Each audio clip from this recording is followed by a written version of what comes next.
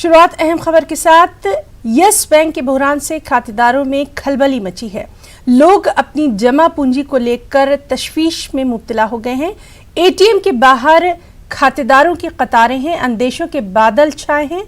इस बीच RBI governor Shaktikanta Das ने खातेदारों की तशवीश दूर करने की कोशिश की है। उन्होंने यकीन दहानी कराई कि यस बैंक को बहरान से उबारने की कोशिशें की जा रही हैं। उन्होंने खातेदारों को भरोसा दिलाया कि रकम निकालने के लिए 3 अप्रैल तक की रोक इंतहाई हद है। इससे पेशतर हालात बेहतर करने के लिए तमाम तर ज़रूरी इक़दाम किए जा रहे हैं, जिसके मुस्बत नताइज आइंदा दिनों में बरामद होंगे। Be done very swiftly, it will be done very fast. 30 days which we have given is the outer limit, and you will see you will see very swift action from the Reserve Bank of India to put in place a scheme to revive the Yes Bank. We have naturally a market based resolution of the problem. A bank-led, investor-led resolution of the problem is always preferable. We have said that in our press statement yesterday also.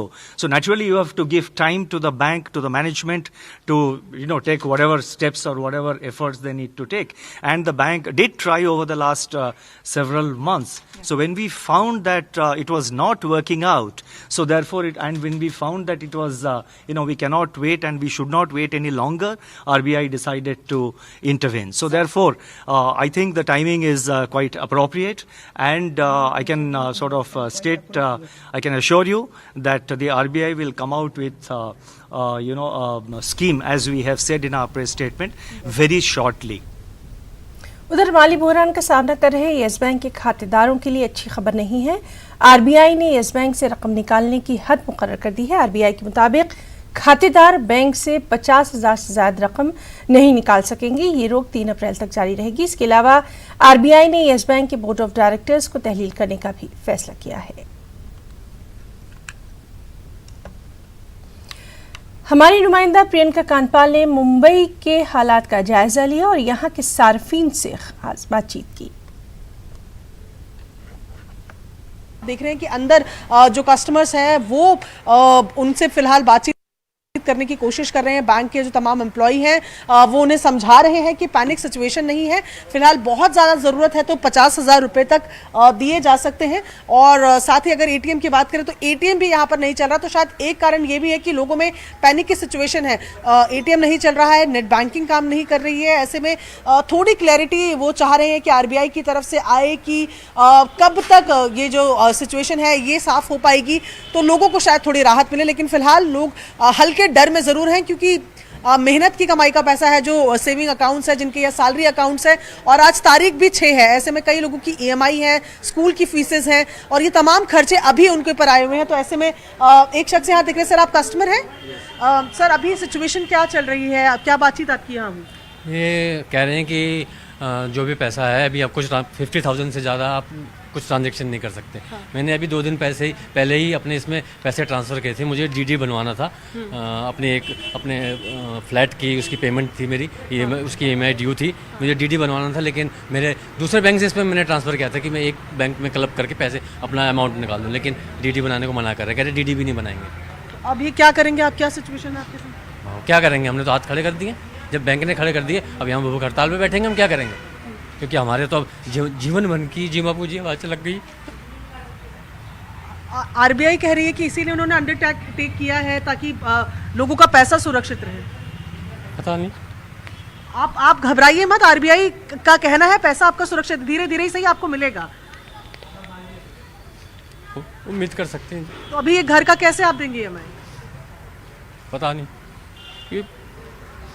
आरम जी, आज क्यों यहाँ पर आप आए थे? ये कल की खबर के बाद आपको थोड़ा पैनिक हुआ? मैंने सुना कि बैंक बंद हो रहा है, तो मेरी वाइफ बोला कि जाके पैसे निकाल लो, कि कुछ भी हो सकता है। तो पैसे निकाल करके जाके देख लो, पूरे पैसे तो मिलेगा नहीं। तो सुनने में आया कि 50,000 हज़ार मिलेगा, तो जाके निकाल लो। नंबर भी लगना पड़ेगा, तो नंबर तो नहीं लगना पड़ा। उसमें भी पैसे निकालने गया तो बोल रहा है कि अमाउंट भी नहीं बता रहा है कि अमाउंट कितना है। फिर बाद में बता रहा है कि अमाउंट इतना है। तब बताया अंदर मदद नहीं हो रही है? अंदर तो मदद हो रही है, मैं शोर शराबा कर रही है बहुत कि ऐसे करो ऐसे करो, आप 1 अप्रैल को मिलेगा, फिर कभी कभी 3 अप्रैल को मिलेगा, कभी कुछ बता रहे हैं, और टेंशन अभी भी हो रहा है मुझे। तो ये आपका सैलरी अकाउंट है? मेरी सैलरी अकाउंट है। तो सारा पैसा इसी अकाउंट में है? हाँ, मेरे यही अकाउंट में है। अब इसमें से मैं दूसरी अकाउंट में डालना चाहता हूँ। अच्छा, तो कितना निकाल पाए? 50,000 रुपये मैंने निकाला हूँ। तो 1 महीने का काम हो जाएगा इससे, या आपको अभी थोड़ा डर है कि क्या? डर तो लग ही रहा है कि 50,000 में क्या काम होगा। बच्चे पढ़ते हैं, स्कूल में पढ़ते हैं, प्राइवेट में पढ़ा रहा हूँ, उसमें भी फीस जाते हैं। दोनों बच्चे का 15,000 फीस जा रहा है, इसीलिए टेंशन भी हो रहा है। अच्छा, टेंशन इनके चेहरे पे भी साफ यहाँ पर नजर आ रही है। आप अकेले ही हैं नंग घर में? कमाने फैमिली भी है, हाँ। बच्चे भी हैं, हाँ। सब हैं, रिश्तेदार भी हैं, सब हैं। अच्छा, तो कमाने वाले आप ही हैं? मैं ही कमाता हूँ, मैं और जॉब यही करता एक अकाउंट? हूँ। हाँ, यही अकाउंट है। तो अब आपको घबराहट हो रही है, दूसरे अकाउंट में सोच रहे हैं कि मैं सोच रहा हूँ कि इसमें से पूरे पैसे निकाल के दूसरे अकाउंट में डालूंगा और सरकारी बैंक में डालना चाहता हूँ। चलिए ठीक है। तो ये आलम है जो कह रहे हैं कि कल पैनिक होने के बाद ये यहाँ पर बैंक अकाउंट में आए, ये सोचकर कि क्योंकि अब सिचुएशन ऐसी हो रही है तो पैसा निकाल लिया जाए, लेकिन 50,000 रुपये ही निकाल पाए हैं आरबीआई गाइडलाइन के हिसाब से। अब इनका कहना यह है कि परेशानी इनको ज़्यादा लग रही है, इसलिए चाहते हैं कि सेफ अकाउंट में ये पैसा ट्रांसफर कर दें। वीडियो जर्नलिस्ट दिनेश नागर के साथ Priyanka Kandpal, news 18 India, Delhi. Thank you. और सीधे लिए चलते हैं लोकसभा की कार्रवाई में। नहीं है वो भी सारे सत्र के लिए। सर जेब कटुआ को फांसी के तख्ते पे नहीं चढ़ाया जा सकता। अपनी बात प्लीज काइंडली पुट योर अपनी बात सर, मैं रूल आप अपनी बात रखिए। सर कॉल सेक्टर को कॉल सेक्टर को रेफर करते। सर कॉल सेक्टर को रेफर करते। सर एक जेब कटुआ को फांसी की तख्ते पे नहीं चढ़ाया जा सकता। सर कॉल सेक्टर को बात करते हैं। Sir call sector page 345। Sir call sector, अरे रुकिए ना, अरे आप भी तो मेंबर है भाई। सर उनको बोलने दीजिए, आप अपनी बात संक्षिप्त में रखिए। तो दूसरे और 3 मेंबर बोलने वाले हैं। बात है सर 7 एमपी निलंबित हो गया, ये कोई छोटी मोटी बात नहीं है। वो लोग जब विपक्ष में थे क्या कहते थे, वीडियो में वो भी है। सारे की सारे सदन वॉश आउट होते थे, वो भी वीडियो में सारे कुछ है, रिकॉर्ड में सारे कुछ है। Sir call sector page 345, member shell on being named by the speaker stand automatically suspended from the service of the house for 5 consecutive sittings or the remainder of the session, whichever is less, sir, either 5 दिन और 17.5, जो कम है वो दे सकते हैं आप। Call sector कहते sir, मैं नहीं। 345 page, on a member shall on being named by the speaker stand automatically suspended from the service of the house for 5 consecutive sittings or the remainder of the session, whichever is less. The house may, however, at any time on a motion being made, resolve that such suspension be terminated. Sir मेरा ही मुद्दा यह है sir, आप ये terminate कर सकते हैं, क्योंकि सर बात सच जो है, हमारे विपक्ष के लोगों ने आंदोलन किया था। इसका ट्रिगर क्या है? जब सोनिया गांधी जी, राहुल गांधी जी को कहे जा रहा है कि कोरोना वायरस लाए इटाली से, तब उन लोग गुस्सा में आ गए। तब मैं सर नहीं कर सकते, लेकिन जब ट्रिगर रहा थैंक यू सर, लेकिन उन लोगों को कुछ नहीं हुआ। उन लोगों को कुछ नहीं होते, आराम प्रोटेस्ट करते हैं, हमारे खिलाफ कार्रवाई होते हैं, ये सर सही नहीं। ऑनरेबल चेयरमैन साहब, 7 members of Indian National Congress have been named yesterday from the chair. Sir, this is not the first time such things are happening in the House. I am here since 12th Lok Sabha. So I have seen such type of incidents have happened, but ultimately within a day or two matters are normally settled. And we must admit we have not seen any arrogance from the speaker's chair up till now. He has always shown patience towards the MPs, and the beginning was very good. I apprehend whether government is creating pressure upon the honorable speaker. Sir, I would request you from the bench of the opposition, we are all friendly to each other, this side or that side. We are our colleagues. Sir, I would request the Honorable Speaker to withdraw the suspension. He has every authority. He is a custodian of the House. If he wishes to do so, it matters only 1 second. Suspension for the whole session. It is very, very... Thank you, Sudhir ji. I should not rather say it is a very unwanted decision. Sir, our humble submission that this Sir, thank you very much, sir. withdrawn Shri Dayanidhi Maran ji. to join at this session from tomorrow. Sir, on behalf of DMK party and our leader M.K. Stalin, we request the Speaker to recall the decision. Sir, let's be very clear, sir. All of us are friends here. Sir, if the situation has come to a point where members are protesting, sir, I've never been heard. There's a Lakshman Rekha line drawn in the middle of the House saying that the members from this side should not go to the treasury branch. Sir, ridiculous things have been happening in this House. Sir, if the members are protesting, sir, members, we all cooperated when their health minister made a statement on coronavirus, which is a serious thing. So, at the same time, we've been demanding when 50 people are dead in Delhi, in the city of Delhi, because of the communal violence, which the Home Minister has not even come to the House to respond. The Prime Minister has not come to the House. Sir, naturally members will get agitated. Sir, again, in the parliamentary system, in the democratic system, we have been trying to get the attention of the chair for all these days. But sir, with due respect to the chair, sir, why aren't you allowing us to voice our opinion? Sir, the country is based on opinion. Sir, kindly recall the decision taken. Thank you very much, Srimati Supriya Sule ji. Sir, on behalf of the NCP, I stand here with full humility because I do understand that what is happening in the House is not a pleasurable experience and we are not setting a good example in the country either. But Honorable Rajnath Singh ji is here, so I would very humbly like to request to him that we would have never reached this logjam provided this discussion was allowed for all the issues that the opposition is raising, because the Delhi issue and the riots are exceptionally a critical issue. Had the government agreed to a decision, to a good discussion, which we were all willing very patiently to find a via media. I don't think the opposition is only here to criticize. India is going through a difficult challenge. We are taking a beating. There's uneasiness in the country, sir. So we have a nice, healthy discussion in the larger interest of the nation. I even request the treasury benches to walk an extra mile and allow us. And I think the suspension is totally disproportionate, sir. I humbly request you. I even went and met the Honorable Speaker yesterday requesting him. It's too long, so I would request Thank you very much. Shri Rajiv Ranjan Singh ji.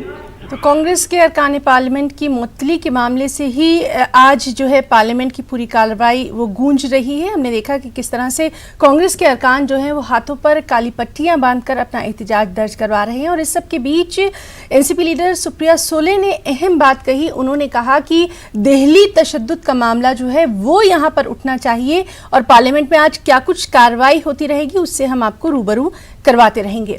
इस सब के बीच हमारे news 18 नुमाइंदे ने सूरत में yes bank के सार्फिन से बातचीत की है। यस बैंक की जिस तरह से नुकसानी सामने आई है, जिसके बाद आरबीआई ने यस बैंक पे जिस तरह का प्रतिबंध रखा है कि एक कस्टमर महीने में एक ही बार 50,000 रुपये बैंक से निकाल सकता है, वही सामने आने के बाद लोगों की लंबी लाइनें देर रात से बैंकों के बाहर देखने को मिल रही है। हालांकि सूरत में भी यही नज़ारा रात को और सुबह में देखने को मिल रहा है। लोग बड़ी मात्रा में बैंक पे पहुंचे और हल्ला मचा रहे हैं, क्योंकि अपने पैसे लेने के लिए लोगों को संघर्ष करना पड़ रहा है। तब अपने साथ लोग जुड़े हैं, उनसे बात करने का प्रयास करते हैं। आपका नाम? मेरा नाम मयंक भाई है। मयंक भाई, पैसे निकालने आए हो, कितनी मुश्किलों का सामना करना पड़ रहा है? और कितनी मुश्किल में तो ऐसा है कि लाइन सवेरे से लगी हुई है, अंदर कोई घुस रहा है, टोकन कुछ नहीं मिल रहा है, अभी लाइन चालू है, अभी अंदर जाके क्या होगा वो भी पता नहीं है, अभी आवार हम खड़े हैं। बिल्कुल अन्य लोग अपने साथ बात करते हैं। आपका नाम? हाँ जी, मेरा नाम हितेश है। जी, 50,000 रुपए की लिमिट दी है महीने में एक बार, कितनी मुश्किल ही है? मुश्किल ही है तो पूरे साल की सैलरी हमारी यहीं पे पड़ी, अभी जस्ट कल ही सैलरी वापस से ट्रांसफर हुई है। अभी वहाँ त्योहार है और 50,000 सिर्फ लिमिट है, तो आज की तारीख में टेंशन है कि हमारी जो पूरे साल की मेहनत करी है वो किस हिसाब से निकलेगी। वो 50,000 दे रहे हैं, उसके ज्यादा कोई ट्रांसफर नहीं हो रहा। हमारा क्लियरिंग कैसे होगा, हमारा आरटीजीएस को चेक आने वाले वो कैसे, जो भी क्लियरिंग होगा वो कुछ मालूम नहीं है। हमारे जो इंस्टॉलमेंट कटेगा वो सब इन्फॉर्मेशन नहीं है कि इंस्टॉलमेंट किस हिसाब से कटेंगे या दूसरी बैंक में ट्रांसफर होगा, कैसा होगा, वो कोई भी इन्फॉर्मेशन अभी नहीं दे रहे आज की तारीख में। थोड़ा सा प्लीज मुश्किलों का सामना करना पड़ रहा है। हालांकि खुद के पैसे के लेने के लिए लोग सुबह से संघर्ष कर रहे हैं, सुबह से लंबी कतारों में लगे हैं। महीने में एक ही बार 50,000 रुपया देने के चलते आने वाले दिनों में त्योहार और शादियों का मौसम है, जिसके चलते लोग सुबह से हंगामा मचा रहे हैं, क्योंकि बैंक के कर्मचारी भी जिस तरह से लोगों को सपोर्ट नहीं कर रहे, उसके चलते लोगों और बैंक के कर्मचारियों के सामने हंगामे के साथ कई तकलीफों का सामना लोगों को करने की बारी आई है। कैमरामैन पर्सन प्रदीप चौबे के साथ कीर्तेश पटेल, न्यूज़ 18 नेटवर्क, सूरत। जाहिर सी बात है कि त्यौहार है, शादी का मौसम है, तनख्वाहों का ये तारीखें हैं। इस सब के बीच में राजकोट में क्या कुछ सार्फिन के तासुरात रहे, इसका भी जायजा लिया हमारे नुमाइंदे ने। रात को आरबीआई के द्वारा एक निर्णय लिया गया था कि जिस अंतर्गत यस बैंक के जो भी खाता धारक है, चाहे वो सेविंग अकाउंट धराते हो या फिर कह सकते हैं कि करंट अकाउंट, मगर जो भी खाता धारक है वो अपने खाते में से केवल और केवल मात्र 50,000 की नकद है वही उठा सकते हैं। और जिसके चलते हुए गुरुवार की रात को ही जो यस बैंक के जो एटीएम सेंटर है वहां पे लोगों की लंबी भीड़ है वो दिख रही थी। तो वहीं शुक्रवार की सुबह भी यस बैंक के बाहर अभी ये जो खाता धारक है उनकी लंबी कतार है, जो लंबी कतार है वो दिख रही है। और अभी भी आप देख रहे हैं कि यहाँ पे राजकोट पुलिस को मध्यस्थी करने की फर्ज पड़ रही है।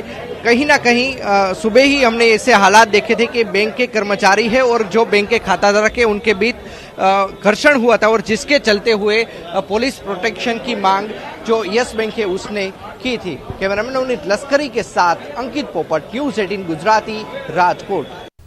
और कांग्रेस सरकार ने पार्लियामान राहुल गांधी की क़यादत में पार्लियामेंट अहाते में एहतजाज पर हैं। गांधी जी के मुजस्मे के सामने कांग्रेस के अरकान पार्लियामान ने नारेबाजी की और दिल्ली को इंसाफ देने का मुतालबा किया।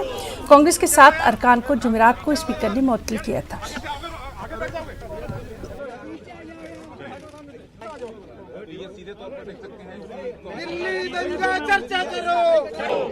देखिए, हम 4 दिन से यही कह रहे हैं कि दिल्ली में जो दंगा हुआ, जो हिंसा हुआ, इसके लिए तो कुछ जवाब दीजिए पार्लियामेंट को। तो यही हम चाहते हैं कि गृह मंत्री आ जाए, प्रधानमंत्री आ जाए। क्या सरकार की कोई अकाउंटेबिलिटी नहीं है देश के निवासियों के लिए? मुझे तो ये बहुत अजीब सा लग रहा है। और जब हमारी पार्टी ये चाहती थी कि इतने महत्वपूर्ण विषय पार्लियामेंट में चर्चा हो जाए, 7 एमपीज को सस्पेंड किया है, ये क्या इंसाफ है? क्या हमारे लोकतंत्र को क्या कर रहे हैं ये लोग? बहुत बड़ी बात। हमको राजनीतिक मंशा से टारगेट किया जा रहा है। ये बस एक बहुत नीचे लेवल का ये राजनीति है। हम यही चाहते हैं कि दिल्ली के लोगों को इंसाफ मिले। वे 50 लोग का घर जो आज जो इंसाफ की दुहार कर रहे हैं उनको इंसाफ दें। और इस सब के बीच पार्लियामेंट के दोनों ऐवानों में जबरदस्त हंगामाराई देखने में आ रही है। लोकसभा की अगर बात करें तो यहां कांग्रेस के अरकान पार्लियामान ने पार्टी के 7 अरकान की मुअत्तली पर जमकर हंगामा किया, नारेबाजी की। उधर राज्यसभा में भी कुछ इसी तरह का नजारा देखने में आया। हालात को देखते हुए राज्यसभा के चेयरमैन ने 11 मार्च तक के लिए राज्यसभा की कार्रवाई को मुलतवी कर दिया है।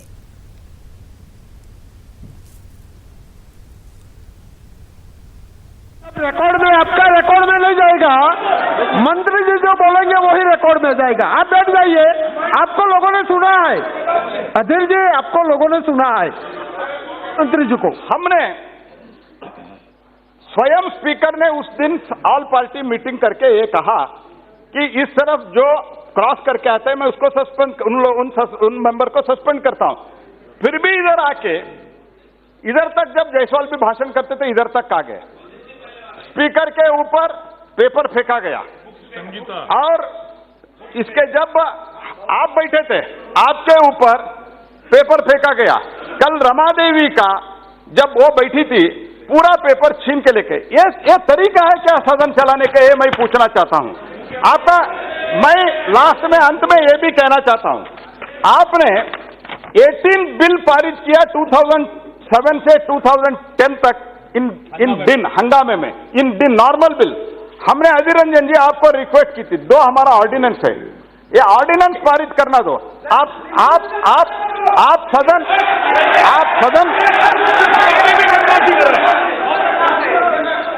सदन नहीं चलाना।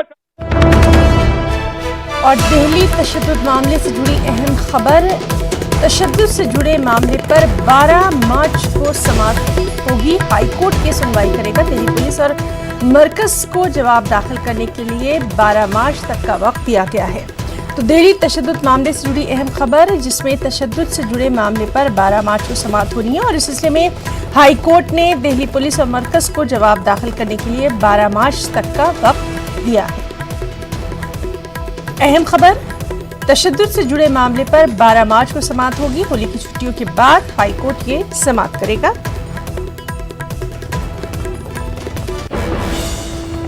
वहीं आज महाराष्ट्र की महाअघाड़ी हुकूमत का पहला बजट पेश किया जा रहा है। वज़ीर ख़ज़ाना ने बजट में किसानों, आबपाशी, इंफ्रास्ट्रक्चर और सेहत खिदमात पर खास तवज्जो दी है। अजीत पवार ने इस मौके पर कहा कि रियासती हुकूमत की तवज्जो ज़राअत, किसानों और आबी वसाइल के तहफ़्फ़ुज़ पर है। पिछले बरस 30 सितंबर तक किसानों के 2 लाख रुपए तक कर्ज माफ़ किए गए। आबी वसाइल के तहफ़्फ़ुज़ के लिए 10,200 करोड़ रुपए मुख्तस किए गए। सड़कों की तामीर, एयरपोर्ट और मेट्रो खिदमात को बेहतर बनाने के लिए भी हुकूमत संजीदा है।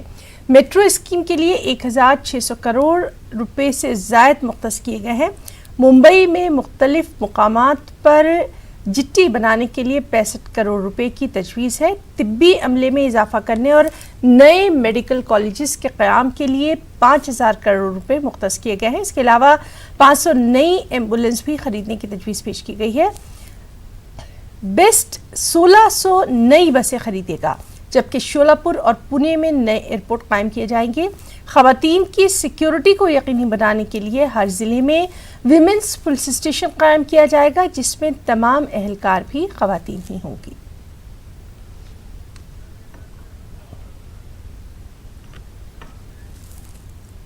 और एक बार फिर से लिए चलते हैं लोकसभा। 270, 374 2 में 374 1 एंड 374 2 ये स्पष्ट है। 374 2 में और पहले भी 374 जब मीरा कुमार जी स्पीकर थे, ये रिमाइंडर सेशन के लिए 45 लोगों को बाहर कराया गया था। फिर भी मैं ये कहना चाहता हूं, जो स्पीकर माननीय राजनाथ सिंह जी का और माननीय नरेंद्र मोदी जी का, प्रधानमंत्री जी का आदेश हुआ है, जो स्पीकर निर्णय करेगा वो हमको मंजूर है, लेकिन सदन में ऐसा बदतमीजी होना नहीं चाहिए, यही मैं निवेदन करता हूं। सदस्यगण, ये सदन की बहुत ऊंची परंपरा रही है और आज मैं माननीय सदस्यगण, माननीय अध्यक्ष महोदय एक समिति का गठन करेंगे। आप सुनिए, माननीय अध्यक्ष महोदय एक समिति का गठन करेंगे जो दिनांक 2 मार्च 2020 से 5 मार्च 2020 तक सदन में घटी सभी घटनाओं की जांच करेगी और रिपोर्ट देगी। समिति के अध्यक्षता माननीय अध्यक्ष जी स्वयं, अध्यक्ष महोदय स्वयं करेंगे तथा इस समिति में लगभग सभी दलों के प्रतिनिधियों का समावेश होगा। आइटम नंबर 4 श्री प्रकाश जावड़ेकर जी सर बाद होगा। आज के रिवाइज लिस्ट में 4 नंबर पे मेरे नाम के समूह जो कागजात है वो मैं पटल पे रखता हूँ। श्रीपाद येसो नायक जी, अब तो खबर दोपहर में आज के लिए फिलहाल इतना ही। आदाब।